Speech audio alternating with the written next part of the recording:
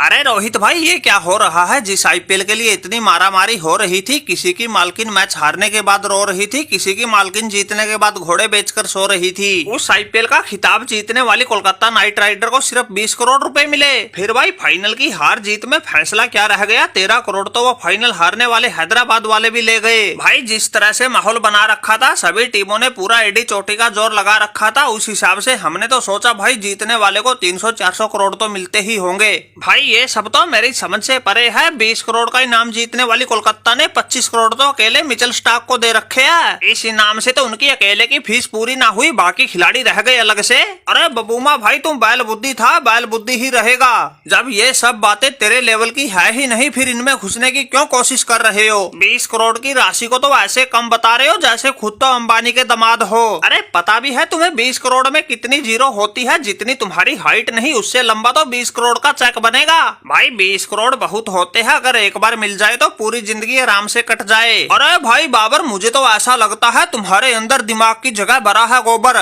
तुम्हें आगे पीछे सिर्फ पैसे ही दिखते हैं, यहाँ बात क्या चल रही है तुम उसको समझ ही ना रहे।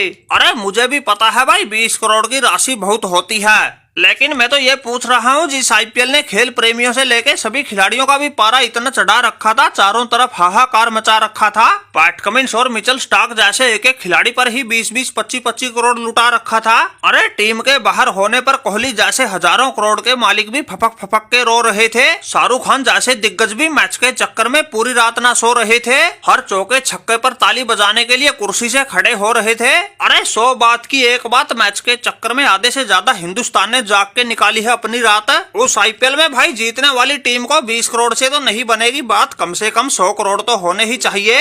अरे बबूमा भाई, हम समझ गए तुम क्या कहना चाहते हो। तुम्हारा मतलब है जितनी इनाम राशि है इतने से तो एक खिलाड़ी का खर्चा ना पूरा हो। भाई बात तो तुम्हारी ठीक है, लेकिन ये 45-46 करोड़ की प्राइज मनी वाली आईपीएल दुनिया की सबसे महंगी और सबसे बड़े इनाम वाली लीग है। आज भी इसके सामने बिग बैश जैसी लीग भी पानी भरती है, पीएसएल जैसों की तो इसके सामने औकात ही क्या है। माना कि इसका पहला इनाम 20 करोड़ है, लेकिन इसमें धंधा भाई हजारों करोड़ का होता है। टीवी पर प्रसारण से लेके ऑनलाइन दिखाने वालों को हजारों करोड़ देने पड़ते हैं, तब कहीं जाकर उनको प्रसारण के राइट मिलते हैं। ऊपर से जीतने वाली टीम की मार्केट वैल्यू बढ़ती है। अरे इस आईपीएल से पहले हमारी कप्तानी वाली मुंबई इंडियन की सबसे ज्यादा मार्केट वैल्यू थी। जब हम कप्तान थे हमारी मुंबई की मार्केट वैल्यू 8-10 हजार करोड़ की थी, लेकिन इस आईपीएल में तो भाई एक छपरी ने हमारी मुंबई का हाल बेहाल कर दिया।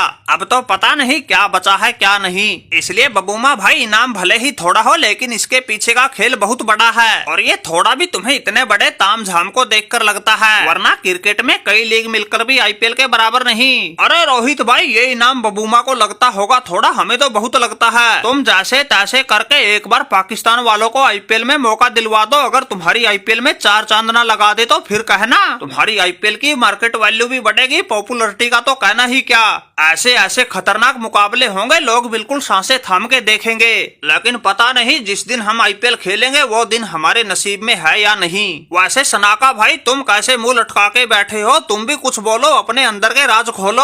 अरे बाबर भाई, जो तुम्हारे दिमाग में चल रहा था वही हम सोच रहे थे। अरे इस आईपीएल में तो इतना नेम और फेम मिल रहा है, यहाँ खेल के गए हमारे पथिराना जैसे कल के लोंडे को लंका प्रीमियर लीग में लगभग 1 करोड़ की बोली लगी है, लेकिन हम और तुम यहाँ बैठ के सोच सोच के ही रह जाते हैं। ये आईपीएल तो भाई खिलाड़ियों की ऐसी किस्मत बदलती है, जमीन से उठा के आसमान में पहुंचा देती है। हम तो भाई यहाँ बिना पैसे लिए भी खेलने को तैयार हैं, कोई हमें मौका तो दो।